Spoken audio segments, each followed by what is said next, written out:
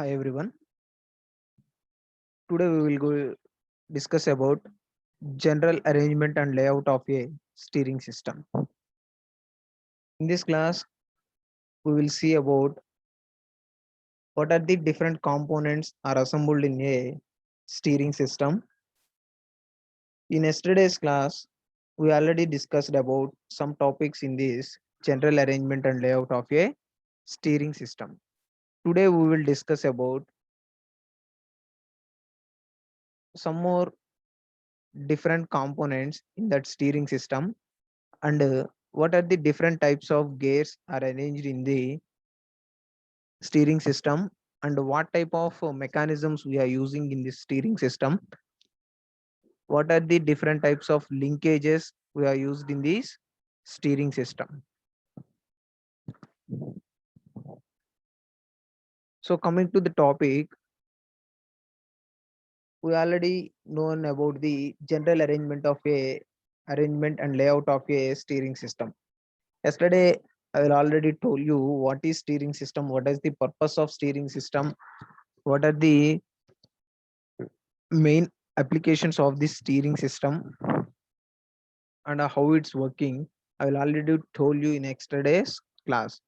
Today we will see about what are the mechanisms, linkages, and the different components are assembled in that steering system. So just I will explain a brief uh, general arrangement and this layout of a steering system. Explain once. First of all, what is steering system? So steering is the term applied to the collection of components and linkages which allow a vehicle to move in the desired direction. So steering is the term applied to the collection of components and linkages. Different types of components and different linkages, different mechanisms, different gears are used to combine and form one system, that is one steering system. So the components are connected one each other at the steering system. Okay. An automobile is steered with the help of steering gears and linkages, which transfer the motion of hand-operated steering wheels to the front wheels. An automobile is steered with the help of steering gears. So in this steering, uh, it is in the driver hand. So the driver should rotate this steering. So the steering is rotated. In the steering box, we will place uh, some different types of gears. Why we are used that type of gears? It is to convert the motion, to convert rotary motion into sliding motion of the front wheel of the vehicle. So that motion we will use a steering box. So in that steering box there are different types of different types of gears are used to convert that rotary motion into linear motion. Okay. So and which transfer the motion of the hand operated steering wheel to the front wheels. So the steering is in driver's hands and it's rotated. So the motion is traveled through the front wheels. Through, sorry, the motion is transferred to the front wheels of the automobile vehicle. And what are the functions we will maintain in the steering system? It helps to turning the wheels to left to right. So the wheels are moving left and right directions. It converts the rotary movement of steering wheel into an angular turn of the front wheels. And it multiplies the effort of driver by leverage in order to reduce the effort to turn the wheels, and it absorbs a major part of road shocks, thereby preventing them to get transmitted to the hands of the driver. These are the different functions. And next one, what is the Ackermann's principle? This Ackermann's principle, we are also known as center point steering. In this center point steering working on construction operation, I already explained in yesterday's class. Today we will see just introduction of this Ackermann's principle. It is when a vehicle travels in a curved path, its wheels should describe circles around the same center. Otherwise, they will slide and cause excessive tire wear. The steering mechanism ensures that when the vehicle turns left or right, the inner wheel is turned through a larger angle to prevent tire wear. Since the steering linkage is shorter than the axle, the inner wheel is turned through a larger angle. You can observe this principle. The differential is placed in the rear axle. In that rear axle, the differential is placed in the axle. It is center point of the front axle. It is the center point of the front axle and rear axle. It is center point of the front axle and rear axle. Okay, so same at all. The steering is also placed in the center point of the steering. Only the front wheels should be making high amount of uh, angular moving. Okay, high amount of angular rotation. That means a vehicle is turning on a road. Suppose the vehicle is turning right side on the road. So maximum angle get on these front wheels and the small angle gets on these rear wheels. Okay, so that is the uh, Ackerman's principle. So since the steering linkage is shorter than the axle, the inner wheel is mounted through a larger angle. The inner wheels are mounted at larger angle. So the front wheels are making larger angles. The rear wheels are making only smaller angles. Okay, so that is the working principle of the Ackerman. And next one, what is the steering system? When the driver turns the steering wheel, the front wheels move and the car turns the corner. For this simple function, the things have to be taken into consideration. For example, effect of road surface irregularities and behavior under cornering stresses, an efficient mechanical system to give easy turning of the steering wheel, no difference between empty and fully loaded vehicle, effect of accelerating or braking when the wheels are turned. The front wheel should have a natural tendency to return to the straight ahead position and stay there. So these are the examples of the steering system we are used in the automobile vehicles. What are the requirements of steering mechanism? If we select one mechanism of that steering system, what type of requirements we are taking to select a steering mechanism? It must satisfy Ackermann condition. So it must and should satisfy the Ackermann condition. So what is the Ackermann condition? It is also known as the center point steering condition. The front wheels are making larger angle and the back wheels are making smaller angle compared to the front wheels. So that is the main theme in the Ackermann's principle. Irregularities in the road surface must be damped. So different areas, the different roads are in that available in environment. So based upon that, there are the road surface are some areas is very smooth and the road surface some areas is very damped roads and irregularities of the roads. So in that cases, however, such damping must not cause the driver to lose contact with the road. Must and shouldly one of the main thing is the driver must not cause the to loss of the contact with the road. So the front wheels always contact with the road. So the contact we miss that road to the automobile vehicle, uh, we can't to move the vehicle in the road surfaces.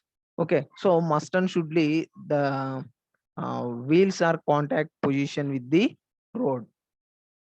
And next one, when the steering wheel is released, the wheels must return automatically to the straight ahead position and must remain stable in this position.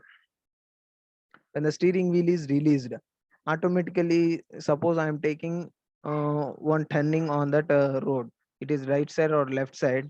The turning is completed, automatically the steering to take the normal position. The wheels are coming to the normal position. Okay, so that is also one requirement. And the steering should have as a low ratio as possible in order to obtain ease of handling Steering effort depends not only on the steering ratio but also on front suspension, road turning circle, suspension geometry, properties of the tire, tread and road surfaces. Okay, so these are the different requirements of the steering mechanism. What are the different components of that steering system? Steering wheel, steering column, steering box, next steering gearbox and pitman arm, drag link, steering arm, steering knuckle, crank rod and tie rod end. These are the different components. These components are connected one another, one each other. That is steering wheel, that is the driver input device, and the steering column, shaft connecting the steering wheel to the steering box or steering rack. The shaft, one shaft is used to connect the steering wheel and the steering box. This steering box provides steering gear ratio. This steering box is used to give the ratio. And steering gearbox is connected to the pitman arm, and this pitman arm is connected to the drag link. Drag link is connected to the steering arm. Steering arm is connected to the steering knuckle. Steering knuckle is mounted to the axle. Track rod or tie rod, rod which connects left and right wheels. The steering rack is also the track rod. Tie rod and ball joints to allow steering and suspension movement. These are the different components of the steering system. You can see the typical diagram of the steering system. You can observe the what are the different components in this steering system. It is it is the steering wheel. In the steering wheel, it is the steering shaft. In the steering shaft is connected to the steering wheel and steering box. This steering box is connected to the drag arm. That drag arm is connected to the drag link through the drag link ball joints, and the drag link is connected to the drag link arm. This drag link arm is connected to the track rod. You can see the track rod. It is the track rod. So it is the drag link arm. This drag link arm is connected to the track rod, and this track rod is connected to the track rod end joint and the track rod arm. Next stub axle. This track rod arm is connected to the stub axle. And next one, there is a kingpin. In this kingpin is joins the stub axle and the track rod of the front axle. Okay, so spring seat. In the spring seat, we will place the springs on the front axle, and next one axle beam. Okay, so these are the different components of the steering system.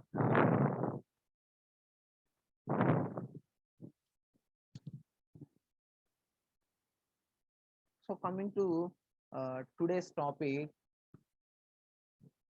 steering gearbox. So what are the types of different gears used in the steering system, and what type of mechanisms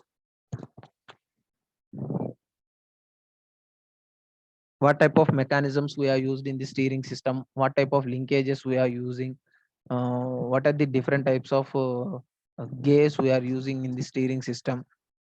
You can see steering gears are enclosed in a box called the steering gearbox. Steering gears, that gears are enclosed with a one gearbox. That gearbox is also known as steering gearbox. Okay, so what are the types of gears used in the steering system? Worm and wheel steering gear. Worm and wheel steering gear.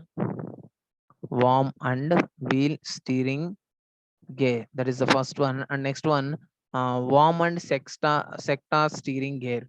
Worm and sector steering gear. Okay. Next, cam and lever steering gear. Cam and lever or peg steering gear. Okay. And next one, recirculating ball steering gear. And next, last one, rack and pinion steering gear. These are the different types of gear mechanism. Different types of gears are used in that steering gearbox to convert the motion. Okay,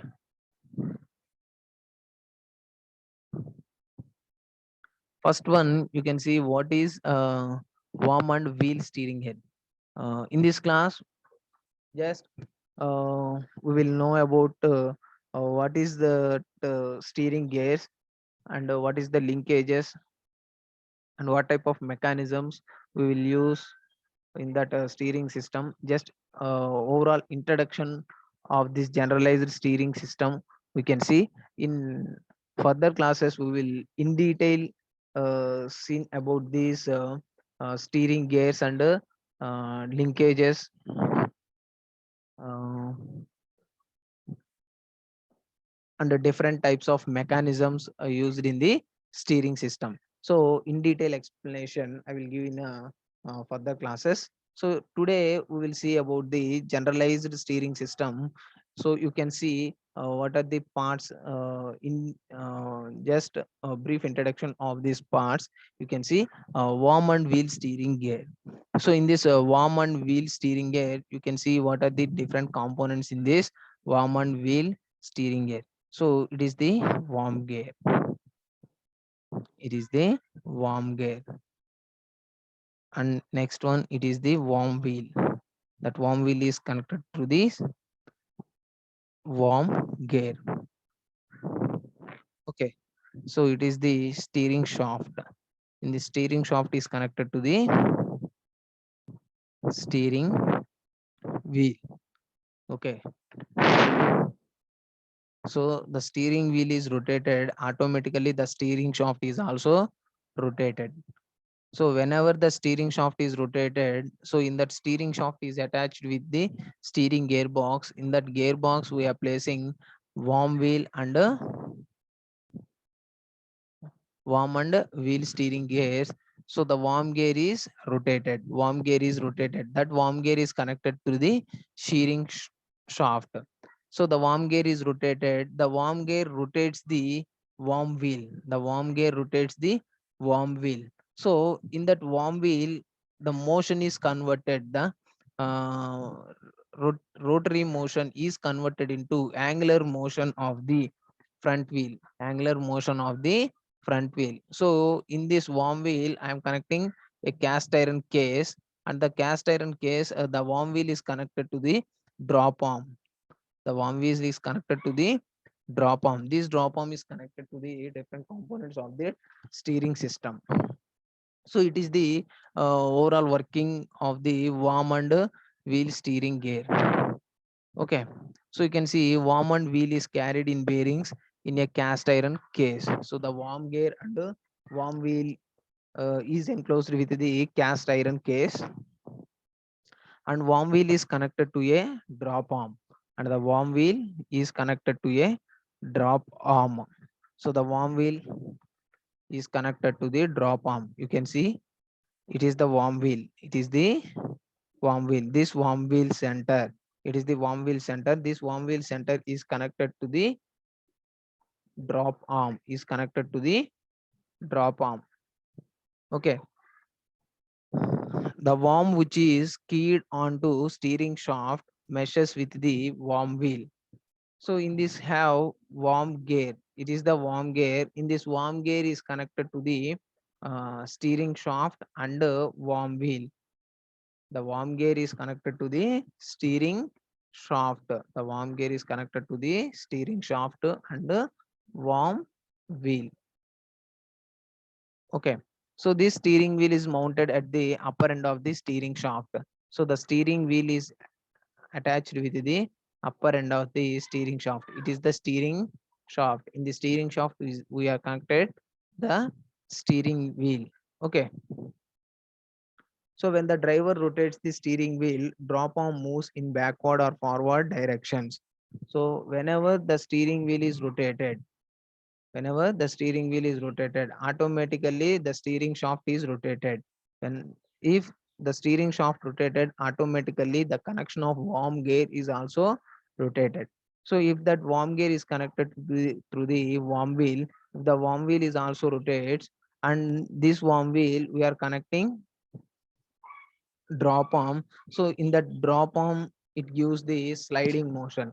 The drop arm, it gives the angular motion of the front wheel.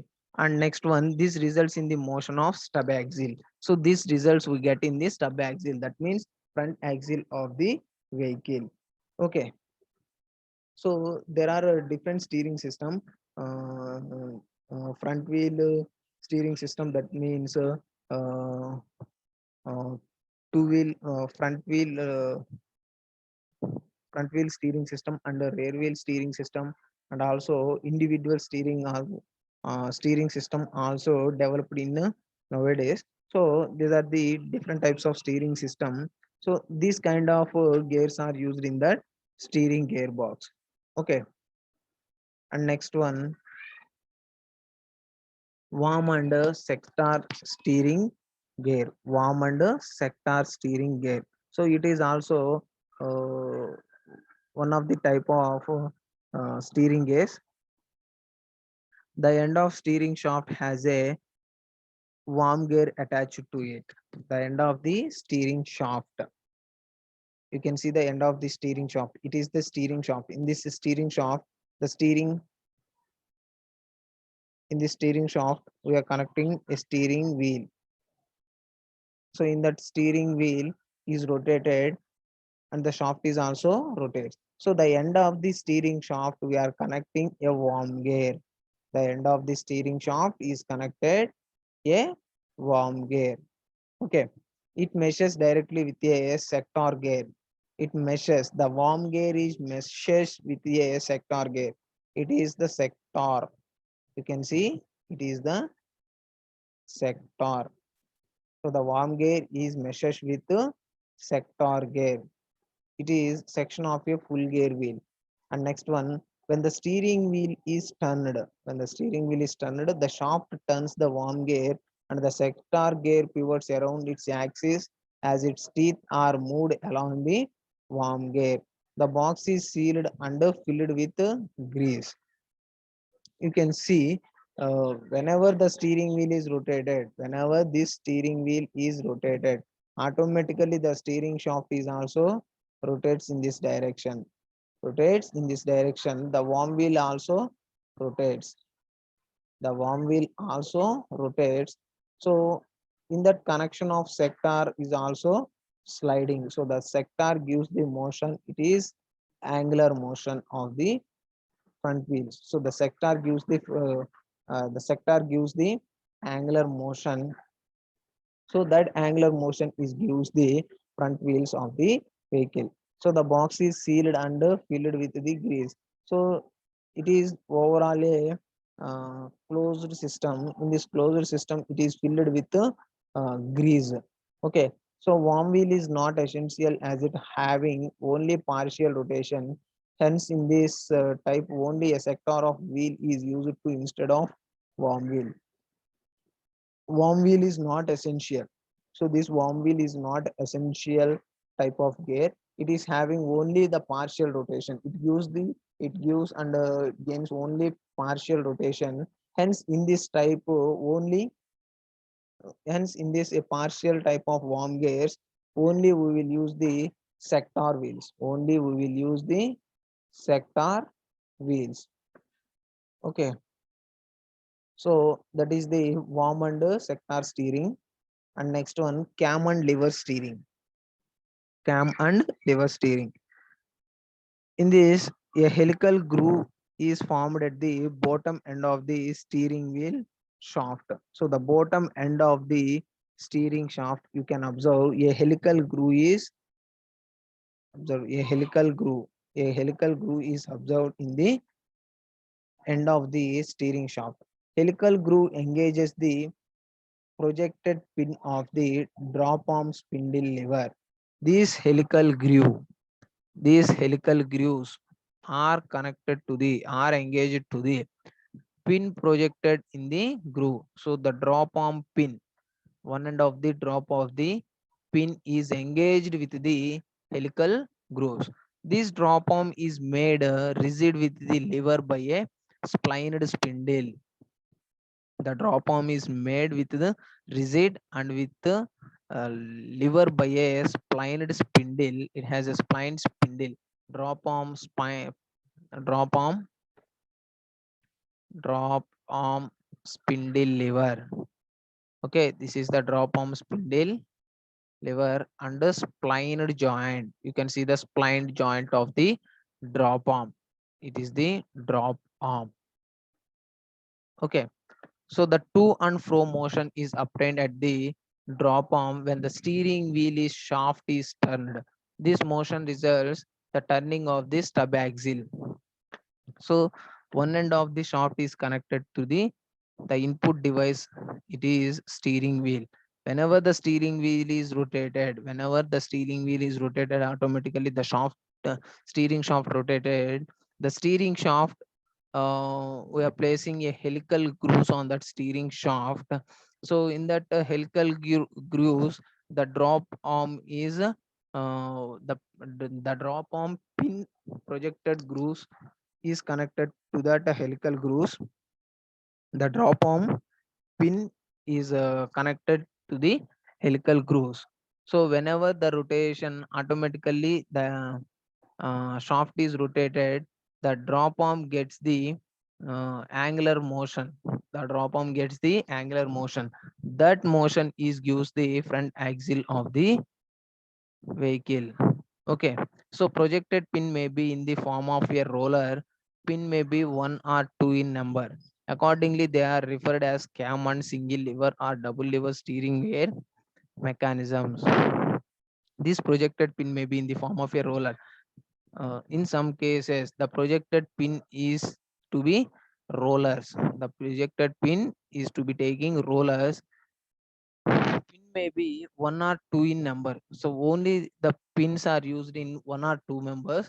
Accordingly, they are referred as cam and single lever or double lever steering gear mechanism. These pin types we are using single lever and double lever mechanism. Okay, so it is the cam and lever steering gear. And next one, recirculating ball type steering gear. Recirculating ball type steering gear. You can see what is the working of this recirculating ball type steering gear.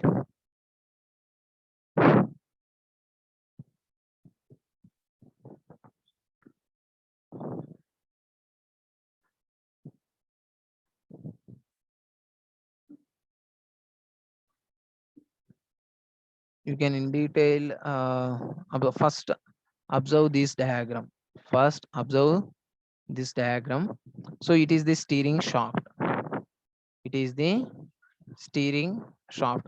So he will shows the only this amount of area. Only this amount of area he will shows. Okay. So it is the steering. It is the steering in this direction. It should be rotate. So in this steering, we are connecting a recirculating ball bearings. A recirculating ball bearings are connected to this steering shaft. Okay, a recirculating ball steerings are connected to this steering shaft through the ball nut rack. Through the ball nut racks. So these balls are rotates at a cycle. These balls are rotating in. These balls are recycle. Okay, recirculating. So whenever the steering is rotated, the steering shaft is also rotates. In the steering shaft, I am connected ball nut rack. I am connecting, I am connecting recirculating ball bearings. So in that grooves, you can observe these grooves. So in that grooves, the balls are recirculated. The balls are recirculated. The balls are recirculated. So in this recirculating ball bearings, I am connecting a ball nut rack. I am connecting a ball nut rack. It is the ball nut rack. So the steering shaft rotated, ball nut rack is also rotated. Ball nut rack is also rotated. It should gives the sliding motion. It gives the sliding motion. So in that sliding motion is converted, a sector gear is connected to that steering system. A sector gear is connected to that steering system. That sector gear is connected to the pitman arm. That sector gear is connected to the pitman arm. That pitman arm gives the motion conversion of the front wheels of the automobile vehicle. Okay, you can observe the overall uh, gear system of that steering. You can see the steering wheel is rotated. The steering wheel is placed in this side. The steering wheel is rotated. The steering shaft is also rotates. So the in this steering shaft, the grooves are placed in the steering shaft, and another end of the steering shaft is connected to the worm gear. So that worm gear, it means the grooves are placed in this shaft. In this shaft, it is connected to the recirculating ball bearings are used in this system. Recirculating ball bearings are used in this system. Whenever the shaft is rotated automatically, the ball nut track is rotated. The ball nut track is also rotates. So in this ball nut track, we will connect a sector gear. We will connect a sector gear. So the sector gear should use the angular motion. The sector gear should use the angular motion. Okay, so in this sector gear, I am connecting pitman shaft and the pitman arm. So that pitman, finally the pitman arm gives the uh, angular motion of the front axle. So it is the working of the recirculating ball type steering gear. Okay, so overall the working procedure, it consists of a worm at the end of the steering rod, and a nut is mounted on the worm with two sets of balls in the grooves of the worm in between the nut and the worm. The balls reproduce the friction during the movement to the nut on the worm. The nut has a number of teeth on outside, which meshes with the teeth on a worm wheel sector on which drop arm is mounted. When the steering wheel is turned, the balls in the worm roll in the grooves and cause the nut to travel along the length of the worm. The balls are recirculated through the guides. Movement of the nut causes the wheel sector to turn the accurate the link rod to the drop arm, resulting in the desired steering of the wheels. End play of worm can be adjusted by means of the adjuster nut provided. So it is the overall working of the recirculating ball type steering gear. So till 1980s, the recirculating ball steering gears was the dominant system. It is introducing for the front wheel drive passenger cars led to rack and pinion steering. Rack and pinion steering weigh less and use fewer parts. Also, the size and cost of the rack and pinion system is very less. Today, most passenger cars, the light trucks are equipped with this rack and pinion steering system are used. Okay. So next one, steering wheel. So in the steering wheel and next steering column, pitman arm, idler arm, steering linkages, steering arms, steering knuckle joints, ball joints. These topics we will discuss in next class. So thank you guys.